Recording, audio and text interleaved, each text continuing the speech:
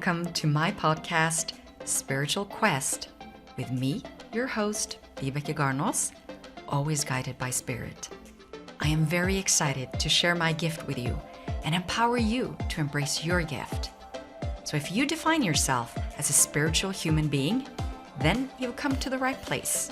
So prepare yourself now for an amazing journey where your soul will lead the way. Hi there, and welcome to Spiritual Quest, always guided by Spirit.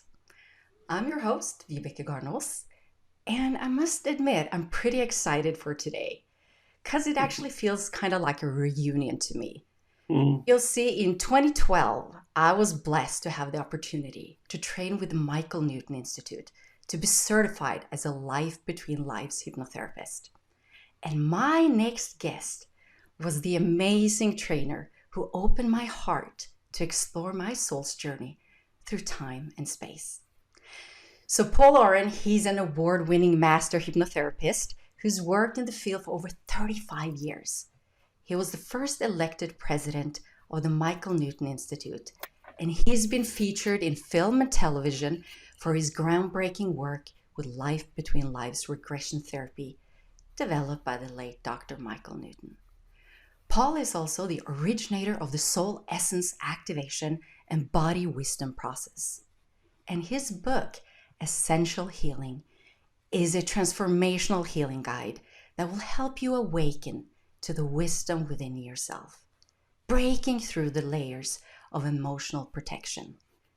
The book actually helps you to heal the emotional scars of the past and develop profound spiritual awareness with innovative hypnotherapy and regression-based practices, which I love.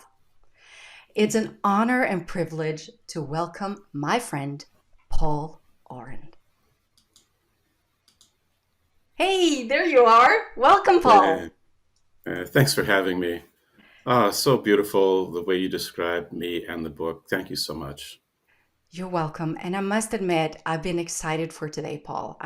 It kind of feels like sometimes when people meet soul to soul, and I really do feel that we did that during the training. You were so open, and the way you saw us as training for this Life Between Lives hypnotherapy training, it was like we've met before. It was like it was divine intervention, if you wish. And I was thinking when I was going to talk to you today, why is it that some people we feel so connected with? And I thought, well, who's best to ask this question then? Ask Paul. So would you share your perspective on this, Paul? What do you think it is that some people we're so connected to? I think that souls come to Earth with great intention, great purpose, and then when we join with our human body and brain, we get amnesia, and we forget or find it difficult to remember why we really came, what we're doing here, what our purpose is.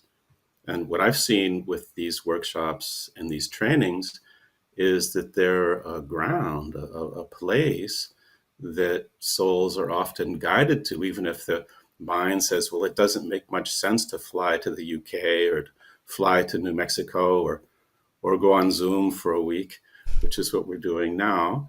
But we feel drawn in some way, even if it's not completely logical.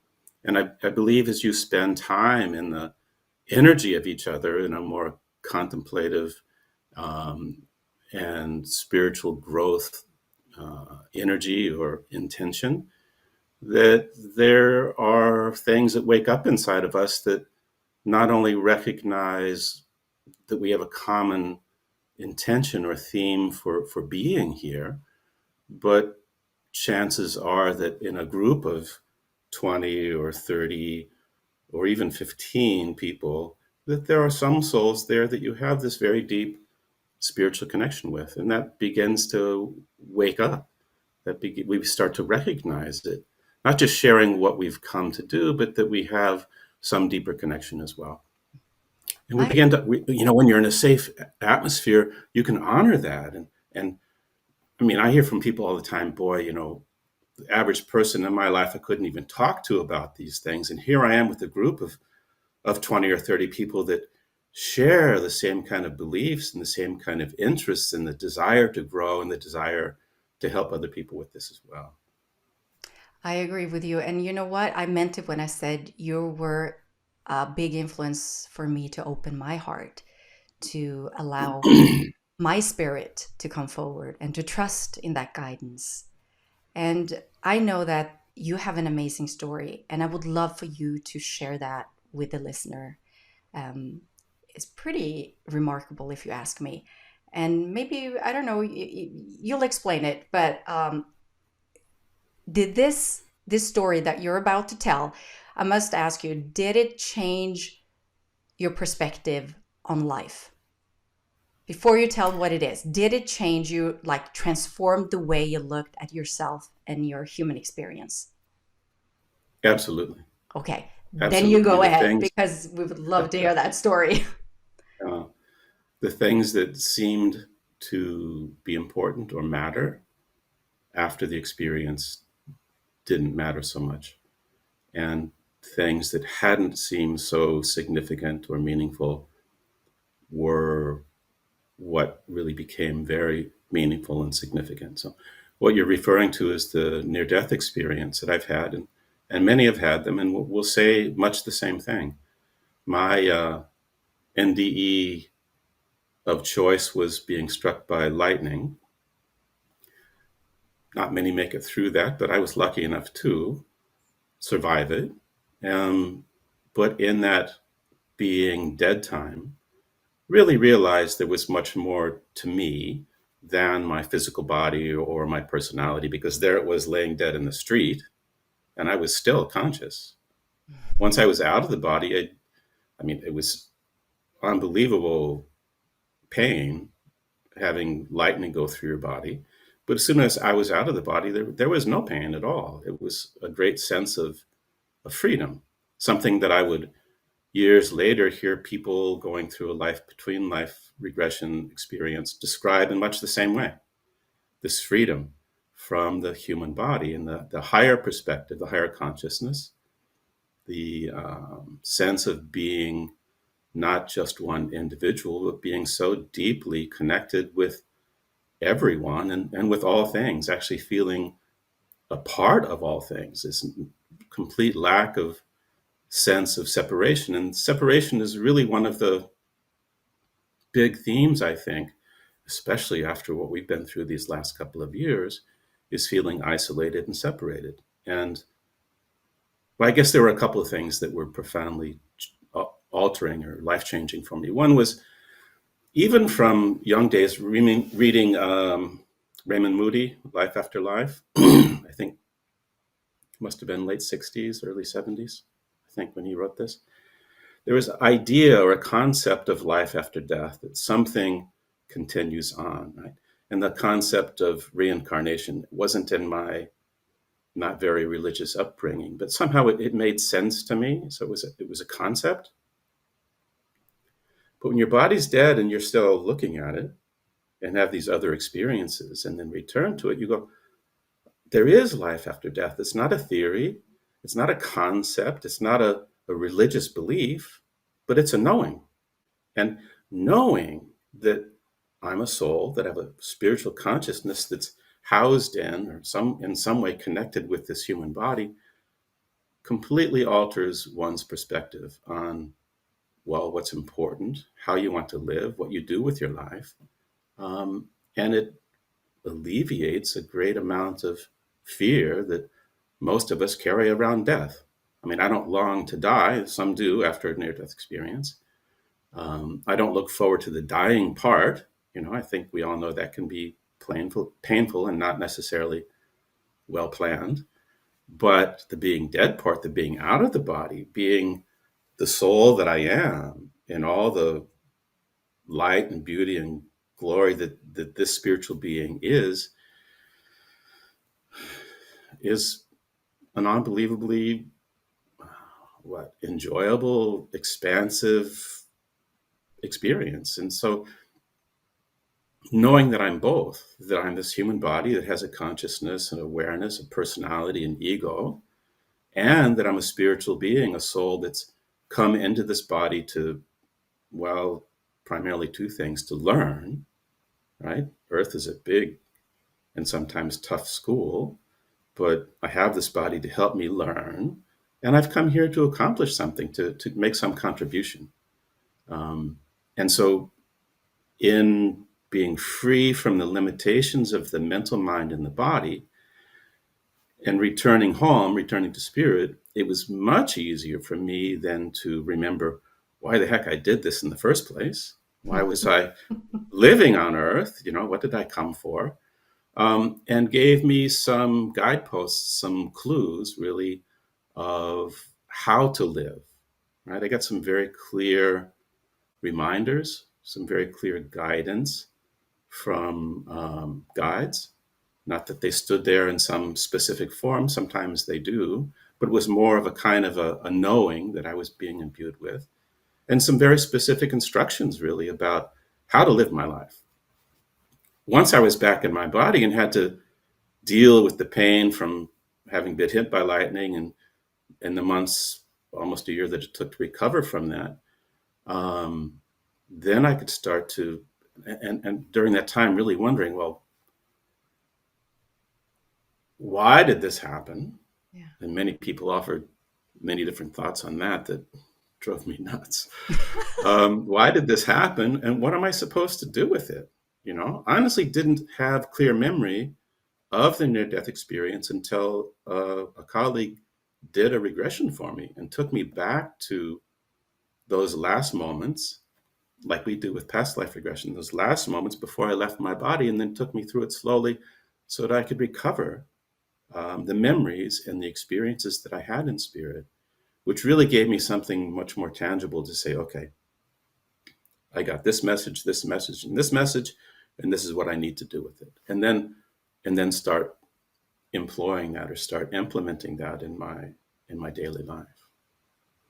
Wow. I have so many questions, but I don't know where to start. But let me start with Sorry. when you So, come back and you had all these questions and you got your answers and you said, okay, so I have to go out and do this now. I have to implement it somehow.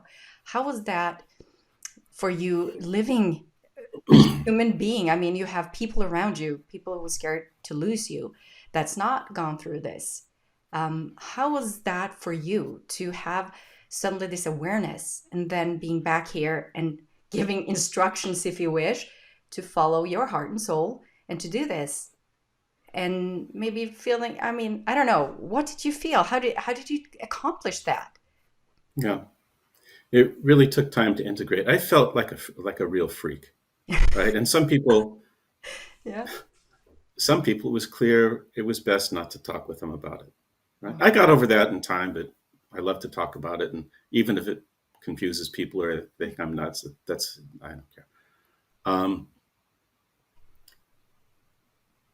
but the Native Americans, some people apparently intentionally get hit by lightning as a kind of initiation. I, I really don't recommend it. Uh, but for those who are struck and survive, they call them the backwards people, right? And yeah. so, yeah. So, yes, I felt very different. And not just because I was hit by lightning, but because I'd had this near death experience. And now I didn't fit society, Mm, or how people were living their lives, right? And I had to make some changes to that. I was already doing hypnotherapy, and I wasn't doing past life regression yet, but I was doing alternative healing and hypnotherapy. mm, But one of the messages I got was, well, you have a pretty good mind, but you need to learn to listen. And not just, so I'd studied active listening and this sort of thing, for and counseling skills. But they said, no, you have to listen to your heart, and you have to listen to your soul, and you have to help others do this as well.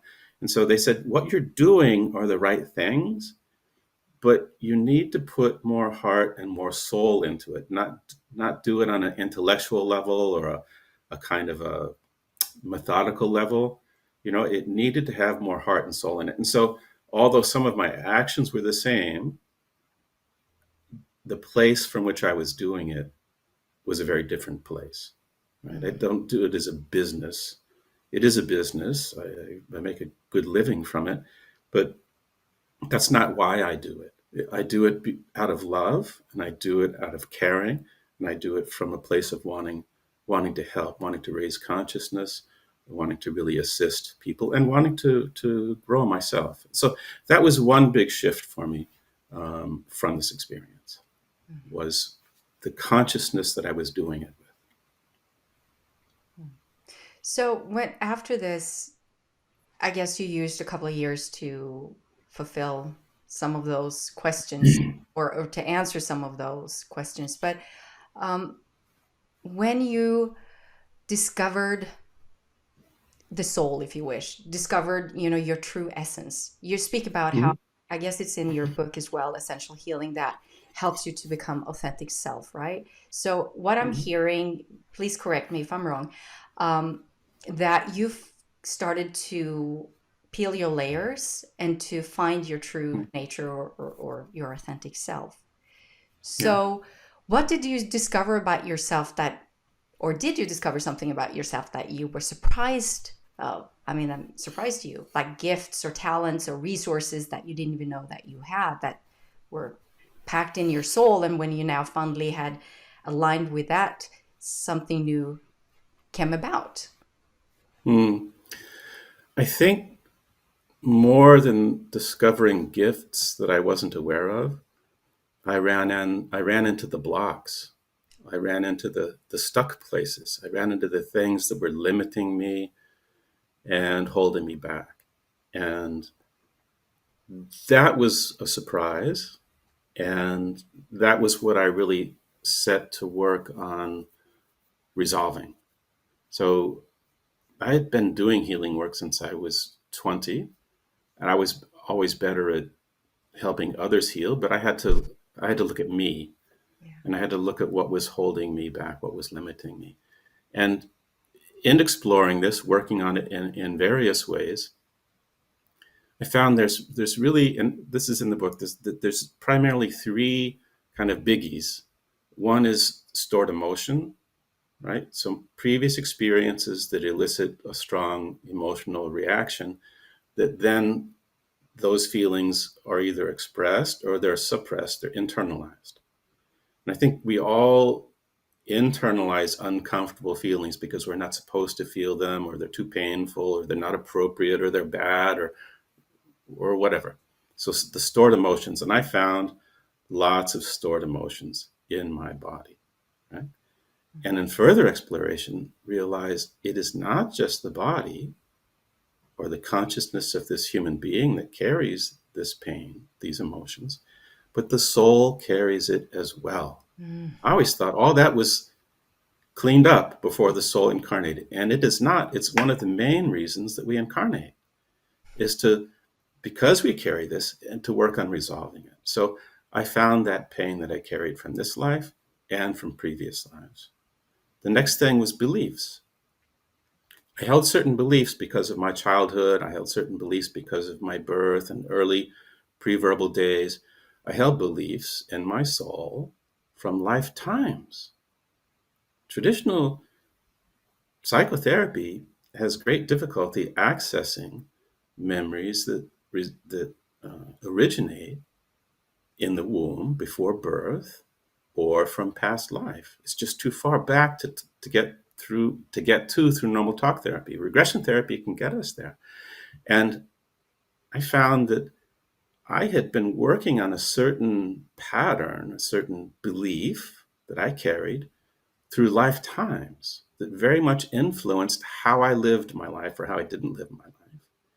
And that in this life, third time around, no, this is the fourth time, I have the opportunity to look at that, as painful as it was, and to resolve that, right? And so even once I saw and was shown these three lifetimes of repeating the same thing, and this lifetime beginning to repeat it again, and guide saying, it's time to stop doing this, buddy. You gotta, And so then it took months, it took work, but to shift course and to say, okay, this is my tendency, not just from my personality, but in my soul, that I need to resolve. Right. So working on these beliefs um, that really limit us. Right? We all have them. Mm. And some of them we're conscious of, and some of them we're not conscious of. And they really trip us up. They really cause us trouble. And Did so, yes, I've developed. Yeah. Did you experience any of these emotions or these limiting beliefs before you got hit by struck by lightning? Or did you become more aware of them, if you wish, Yeah, afterwards? yeah. I experienced them on a daily basis, but I wasn't conscious or aware of them. They were my nature. They Mm, were how I experienced life and what I believed life to be. mm, And they were really, some of them were really off course, just not true. Real, but not true. And the third big one in this group of three is survival strategy. It's what one learns to do to stay safe and to get love and acceptance. Right. So in childhood, I learned certain things. As I was teenage, I learned certain things. But this survival strategy came from way back also. Right. And that it really drives us. It really drives us on a very unconscious level. So the process of essential healing that you're asking about is one of not looking outside of ourselves. Ultimately, yes, but to look inside of ourselves. And so for lack of a better term, talk about these as layers, like crusty layers. So I form a belief that becomes another layer, another belief, another pain, another hurt, another taunt, another put down. There are all these layers that ultimately separate me from what lives in me, my core self, or what I call my essence, my soul essence. And my intention and goal when I have someone in my chair, in my room, I'm working with in a workshop or individually, is to help them reconnect with this divine being that lives within them, right? Not in a religious way, but in a reconnecting with their spirit, reconnecting with their core self. And even in doing regression work, and you must run into this too, because I know you do this. Someone would come to me for a past life regression, and I would use all my induction and relaxation and imagery, and we don't get anywhere. mm, Stuck, right? mm, Okay, conscious interference is a problem sometimes. That's relatively easy to resolve. But no, we were running up against something else. What was it? Shielding, armoring, protection. If the heart's closed and shielded, I couldn't get them anywhere. And so this was one of the first themes in my work, was to not try to blast that open in some way, but with the client to begin to explore this shielding, this protection. I call it objectifying it. mm, If that protection's an object, you know, what size, shape, color, texture, what form is it? Oh, it's a brick wall. Oh, it's an iron door. It's a barbed wire fence. It's not something I suggest, but that's the imagery, or that's the impression the person gets of it. Now it's a thing, it's an object. Now we can interact with it. So I don't just forge ahead and try to make past life happen, but let's have a conversation with this protection that's been built there. mm, It's there for a reason, right? And it didn't just magically appear overnight. It took years in most cases to develop. mm. Right? What made it necessary? Right? You get So me to think, Paul, when you I'm going inwards and I'm thinking, okay, so yeah, I think that has something to do, well, for going through these 2 years. I personally, I think it's been quite challenging on mm, many levels, just, family or finances or work or, but it's, I, I guess I would say I found myself revisiting old stories hmm, yes, that I thought that I had released. I mean, I've been working and doing this kind of work for a long time now, and I look at myself and I kind of, I guess this. I don't know where I'm going with this, Paul, but I'm just reflecting now that I think going, I'm constantly working on myself. I have Hmm. more knowledge, and like you said in the beginning, we're here to learn, right? This is a school. It's a hard school, and I think being vulnerable and open and in tune and in line with and seeking inward instead of seeking outward, I find myself being guided in a more profound way and revisiting the blocks, if you wish. Somehow I've rebuilt them, and I'm finding out that how can I remove them once and for all? I mean, because I've worked hard on it, and here they are again. So, do you have any? I think I'm not the only one experiencing this. I mean, No, if you're a spiritual human being, you probably tried out a lot of different things and you find yourself questioning a lot about yourself, hopefully in a good way, not in a critical way. But can you give me some advice or people listening in, if you know this, or you revisit things over and over again, how can we once and for all remove it? What is yeah, necessary from your perspective? yeah. I think first, we're in a very unique time period energetically. And there's a great energy for polarization and a great energy for division. And it's very easy right now to get on that bandwagon for good or for bad. And either way, it's still division and it's still polarity. I made two guided recordings recently to help refugees from the Ukraine that are going into Poland. Wow. Okay. That Mm. was something I felt I could contribute. And so we had a translator. So it would be translated into Ukrainian. And I said, well, this is something that can really benefit Russians as well. They're experiencing so much trauma around this too, right? But that was met with great resistance and anger because it's easy to get on the anger bad. Oh, they're bad, we're right, or you know.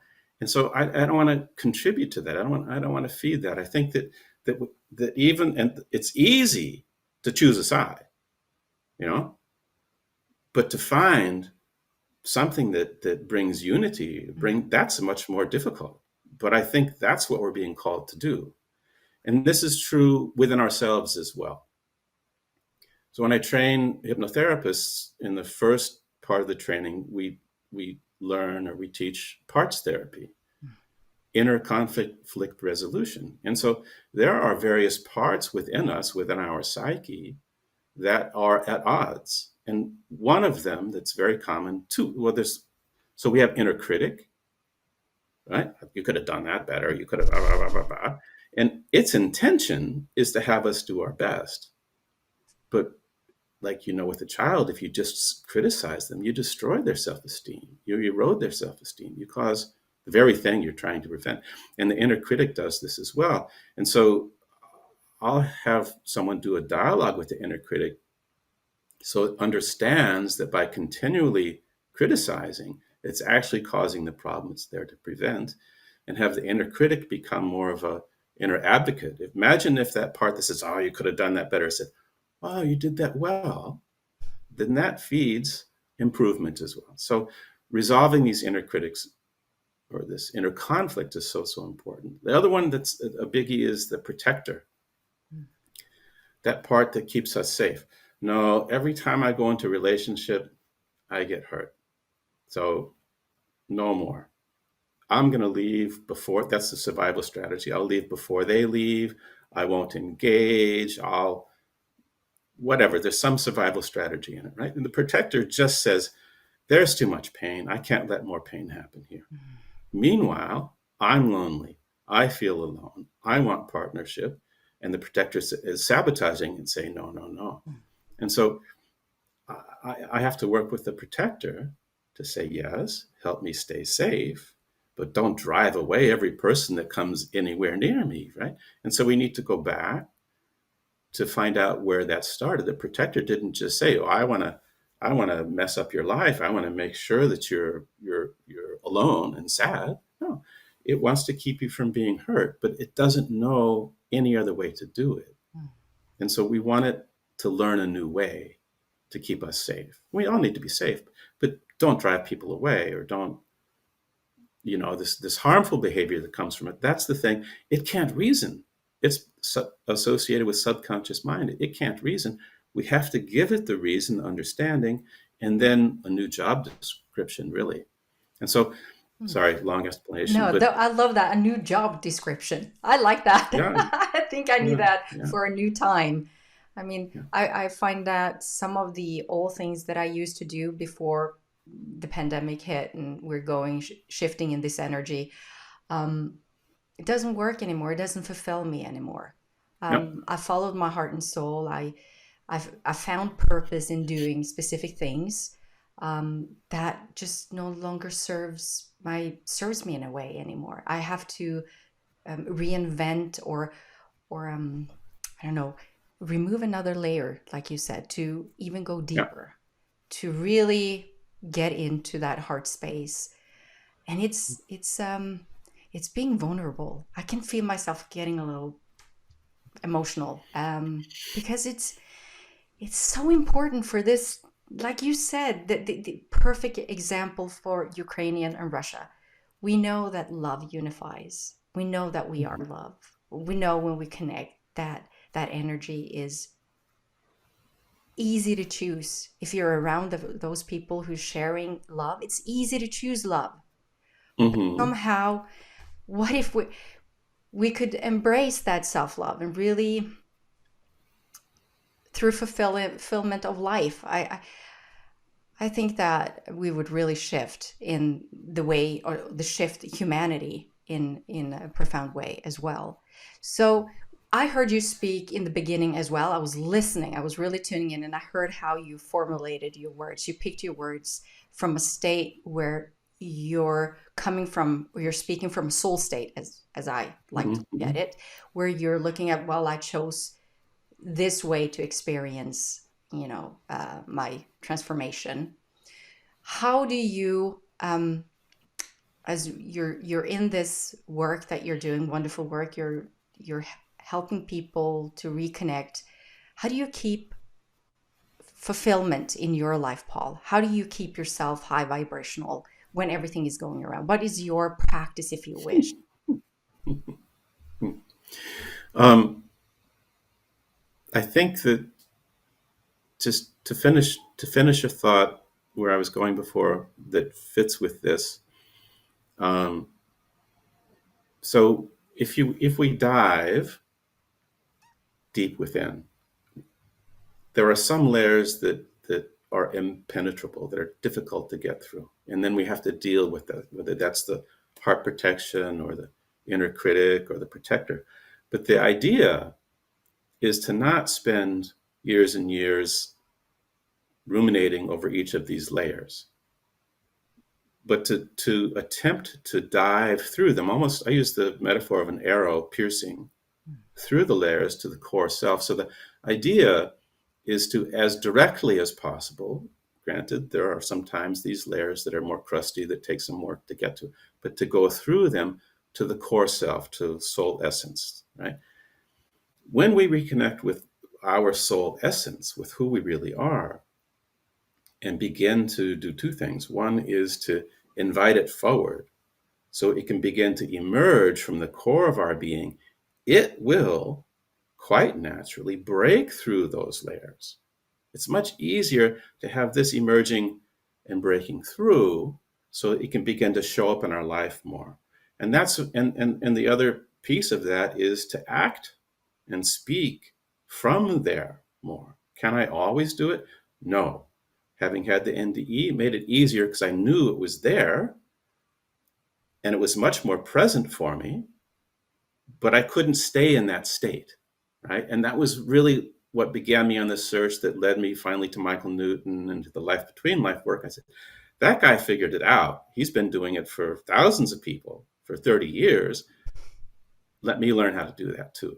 So I did it through trauma, right? Through the lightning experience. But he found a non traumatic way to do it that's very powerful. And so I think that's the real key or theme, is to keep making that effort to reconnect internally with something that's much greater than intellect and even greater than heart.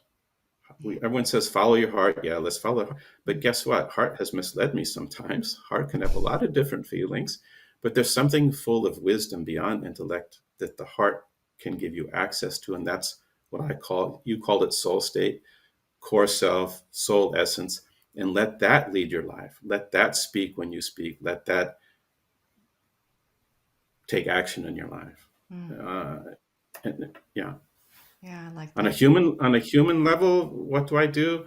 For me to be able to go swim in the ocean, for me to be able to be in nature, is one of the best ways. And of course, meditating. You know? Mm. Those are the daily practices I have that help me stay more connected with something other than media or other people or even my own mind, because there's something greater within me. And I think that that's an important thing for us all to know. There's something greater within me than my intellect. Mm. And Yeah. then whatever way works for you to access it.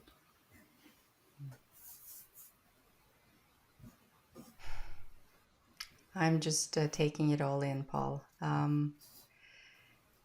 There's something with, like I said in the beginning as well, I feel sometimes when you meet people, there's a soul to soul connection. I truly believe that you're one of my guides, if you wish, both in human form. I'm serious. I just the way you make me feel when we speak and connect. I've only met you that one time, Paul. We did spend some very quality time together, all of us. I mean, we're working on soul. We're soul work, and it's sacred. So you open up, but how I can just feel from our conversation that I was my dream, if you wish, was that I could have this conversation Mm, on this level with everyone that I meet. And I must admit, I can do it with some people. Some mm-hmm, people, I can feel the wall go up. I'm protective. I'm uncertain. mm-hmm. Do you have any advice? I'm sure I'm not the only one who can feel this. I mean, I would love to go around having that love that I can feel for you at this moment and for you sharing. I would love to have that for everyone that I meet. Do you have any advice on how we can tap into that when things are Well, feeling, yeah. yeah, I would say it takes two.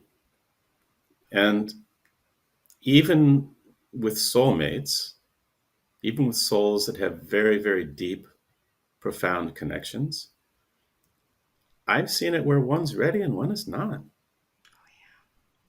you know?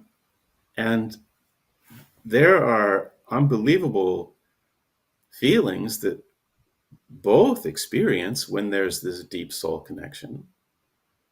But it doesn't mean they're meant to be together. And it doesn't mean that they're both at the same stage of their development or that they're even ready for each other. Mm, I've seen in doing the LBL work that sometimes these very deeply connected souls come into one's life as a catalyst. I mean, mm. that's the title of the chapter in the Memories of the Afterlife, Catalyst for Change. They kick your ass sometimes, you know, they really, They do. I know and it isn't firsthand. all this lovey-dovey whatever. It really is something that is a catalyst that makes you look at this and grow from it. Yeah, Yeah. yeah. So you must have some personal experience with that. Yes, I do. I think many of us have experiences where we question the people we've chosen to have in our lives. Mm-hmm. I know for certain, and I think growing up and having the other side so close to me. I mean, I've had my spirit guide Mm-hmm. Zarius with me since my mother's womb. I didn't know that before. I wasn't conscious of that until I did the life between life hypnotherapy Mm-hmm. training, where I Mm-hmm. was brought back in utero, and I got to experience that he actually came in, and I had a connection with him in my mother's womb. It was kind of weird. I must admit, I didn't expect that. But remembering how I would sit and play with Zarius as a child, and I remember my parents said, "You were such an easy child. You would just sit for hours, Mm, play by yourself." And yeah, I would just laugh and giggle and have fun. And I remember missing that world. And I can recall one specific moment that everything shifted for me. And it mm, was actually not before high school or middle school, I guess it's what it's called. And the teacher asked all the students if they knew what they were going to do after high school. And I had a vision of what I was going mm, to do. I'd seen my life unfold until mm, the age of mm, 30. I never mm, questioned it, Paul. Never questioned it. mm. It was something, just a knowingness. And I did share it with my mother because it was my natural way of being. And I had Zadius. And when I was the only one who raised my hand and said, okay, well, I'm going to do this, I'm going to travel to the States, I'm going to do this and that, people looked at me. I remember this boy in the class turned around and said, "What makes you think you're going to be able to do that?" And I was like, and I looked at my best friend at the time and asked, "Don't you see snippets of your life? Like a Right, movie, like just," and she right. just looked at me weird and she goes, Yeah, "Nope." And right. that's when I said, "Well, I want to be like everyone else." And everything shut Yeah, down. yeah. And I started to close the window to my soul, if you wish. And I remember I was 25. I was sitting by the kitchen table, and my mother, I like I said, I've seen my life, and suddenly I told her that I was 25 then, and I said, "Mom, I wonder if I'm gonna die." And she Mm. goes, "What?" I said, "Well, you know, I've seen stuff, and at the age of 30, everything is black. I cannot see Oh, anything, mm, anything." It was, and when you know that you've seen something your whole life and it's unfolded, it happened. I saw that I would have two girls get married to a man of my dreams. Everything happened at the age of 30. I questioned it, of course, when I was 29 and still haven't met him, and everything was supposed I to guess. happen at the Yeah, age of 30, but it did. And after my second child, everything was dark, and I went down in a mm, depression, darkness. mm, What can mm. you, from your perspective, I'm asking you now, knowing and guided so many people, what is your take on that from a soul state perspective? On depression?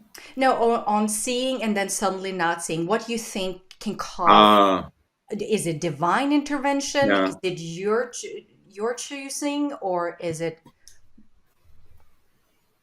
yeah. I don't think it's, I don't know if there's one thing specifically.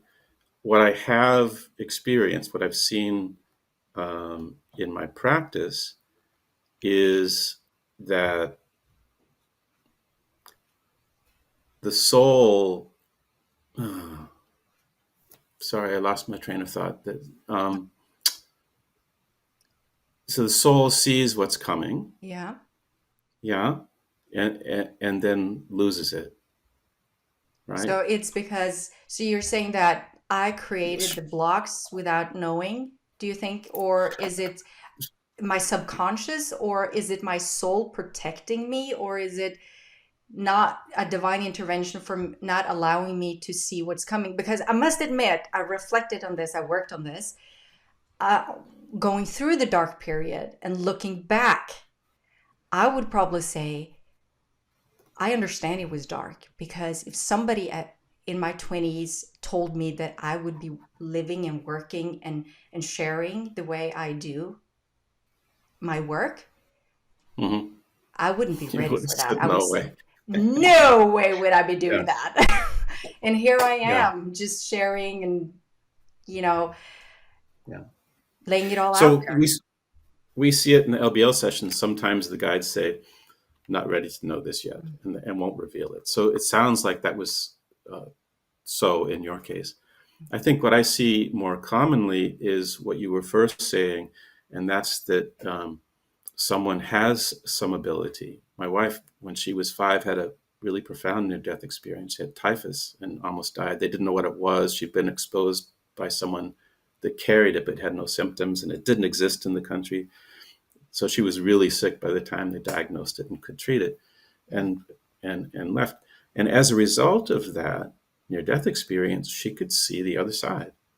She could see spirits, and she thought everyone else could too. Mhm. And she made the mistake of talking about it at school and at home. Came from a medical family where that kind of thing wasn't discussed. And at school, the kids thought she was really weird and or worse. And she was bullied, beaten up, ostracized. No one could relate to her. And she felt so alone as a result of that. In time, as she matured, said, probably better not to talk about this and to shut it down. And some people I've had difficulty doing LBLs for are very intuitive people that had trouble fitting in and turned it down, turned it off so they could survive and get along in our day-to-day world, and then have difficulty accessing that talent, that ability of being sensitive, of being empathic, of being psychic or highly aware. And it can feel threatening to that protective self to say, "Oh, we're going to open this up and go back through that again." No. Often it's easier once you're more mature, you're grounded, you have a family, you know yourself better. Then it's safer to open that up again. But it can be really painful for someone that knows that world well. Meanwhile, everyone around them is like completely disconnected from it, so they've had to shut it down. Yeah, that's been my experience with it. Yeah, I'm so happy because I had, I guess I'm just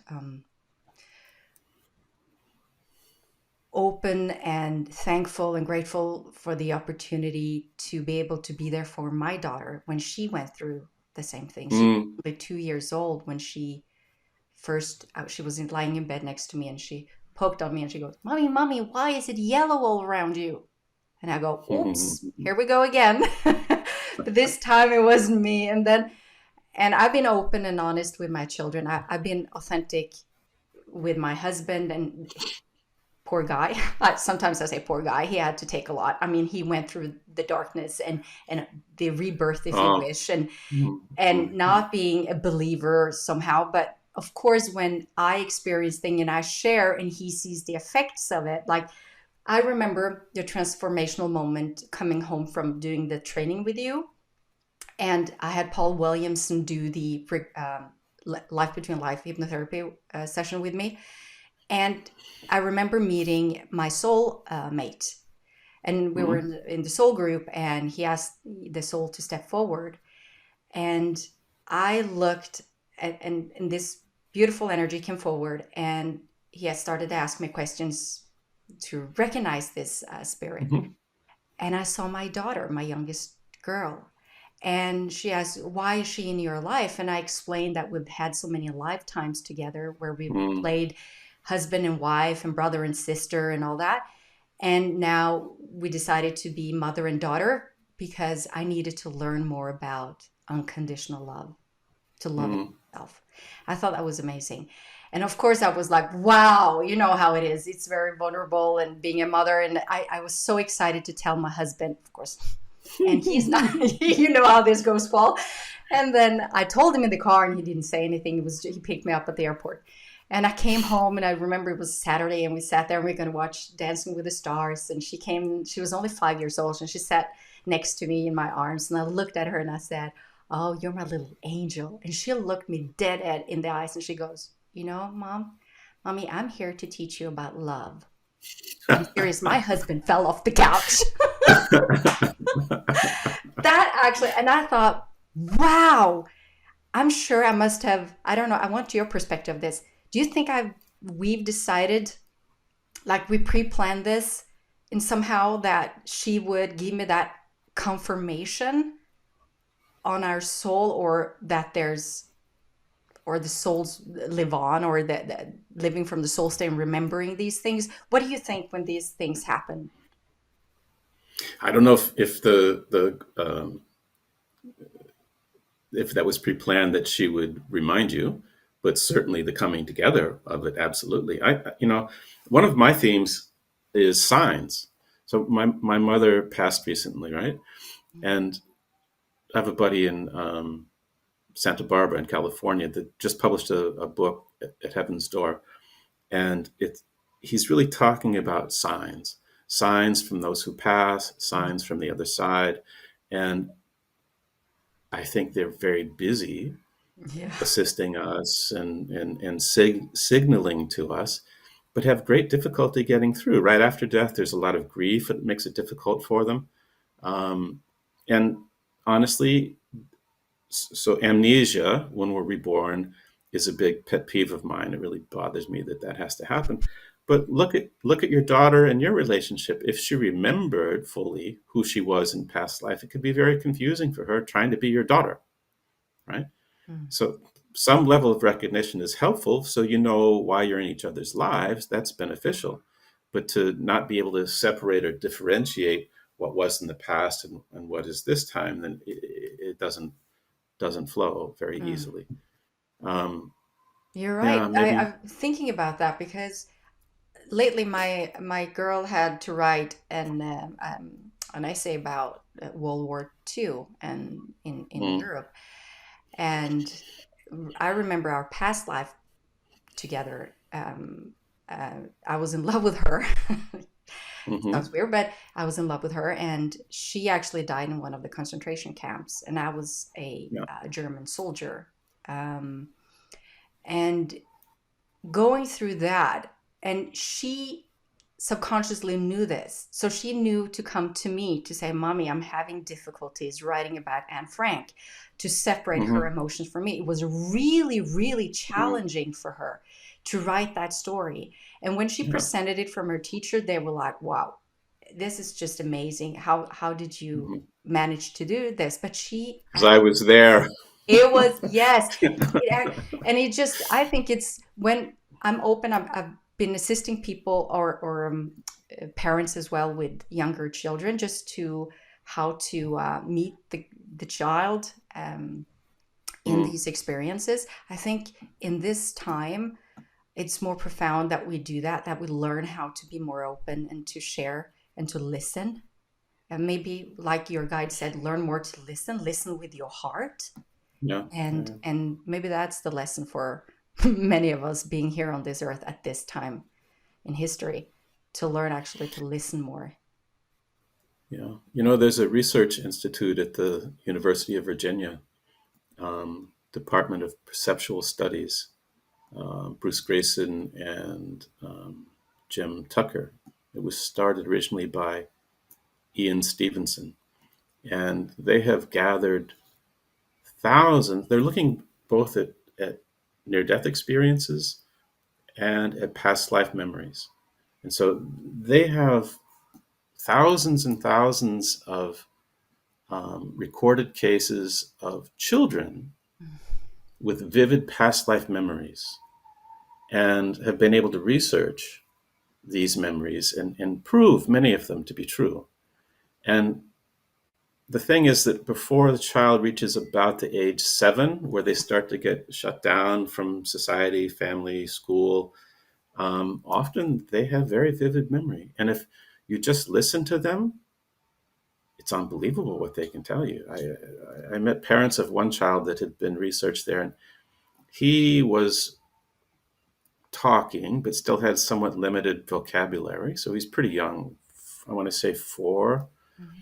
And he describes in perfect detail a whaling ship and the equipment on the whaling ship, a harpoon, describing exactly how to make it.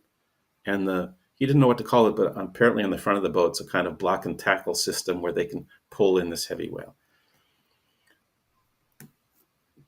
Why does he know this and to Mm. this extent, right? So they gathered much of this information. It's really fascinating. It's really fascinating, scientifically based work. I remember driving with my daughter from where we live down to another city, and we passed a place, and she goes, "Oh, I've lived Yeah. here." And I Mhm. go, "When did you live here?" She goes, "Oh, it was a past life. I was a fisherman." It was just as natural. I go, okay, so what Yeah. did you fish? And I just started to, and she told, no, Yeah. I was a good swimmer, but I actually died. I was saving somebody, and I passed away Oh, myself. But and then she was yeah. done. I just Yeah. think it's amazing how, like you As a said, matter of that it's fact, just yeah, yeah. a reaction of being somewhere, and the memory comes flowing back, and she just then she's telling it, and in the next moment it's gone. She's off doing something else. It was it's just amazing. Yeah. So we learn through our lifetime, right? I feel like I'm more experienced, wiser now than I was when I was 15. That's for sure. Mm. Um, but imagine having access to the wisdom that your soul carries from lifetimes of experience.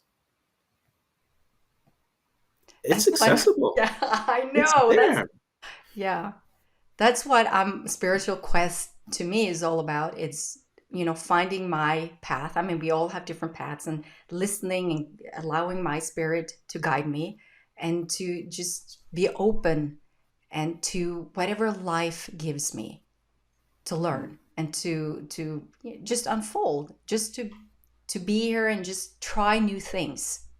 I think if I don't know what you think about this, but um, doing the work that you do, and I've been assisting people with as well. I mean, we see a lot of beautiful transformational stories as we mhm. experience them. We're blessed, I feel, to be able to share those Absolutely. moments. Yeah. Yeah. What would you say to people who's not experienced any of this, that looks at this and thinks this is just too much? Where do we need to go? What would we say to people like that? Mm, mm. I'd say do your best to let go of preconceptions and try it.